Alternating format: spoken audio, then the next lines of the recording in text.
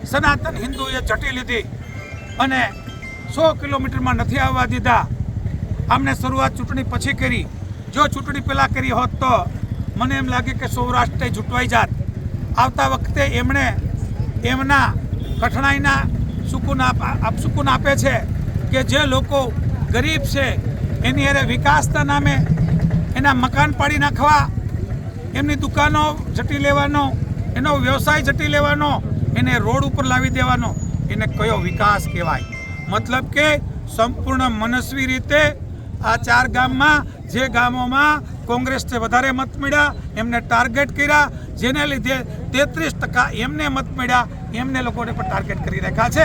એટલે અમારું કોંગ્રેસનું સ્ટેન્ડ હવે એટલે જ લેવું પડશે કે યા તો જે ચૂંટેલા પ્રતિનિધિ કામ કરે પણ બીજે દિવસે અહીંયા જાહેર કર્યું કે એમણે બદલો લેવો, તો હવે કોંગ્રેસ જાગી છે, કોંગ્રેસ રોડ ઉપર આવી છે.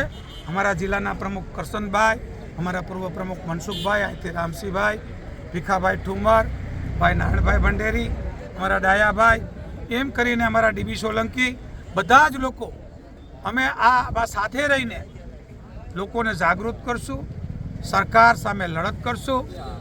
સંઘે શક્તિ કલો યોગે, સંગઠન શક્તિ એ જ મોટી લોકશાહીમાં શક્તિ છે. અને હવે મારું હૃદય દ્રવી ઉઠ્યા પછી હું અહીંથી લલકાર કરું છું કે આવો અન્યાય જરાય સાખી નહીં લેશું. અમે પ્રજા માટે અમારા પ્રાણ પણ દેશું, પણ અમે પ્રજાની મુશ્કેલી દૂર કરીને જ રહેશું.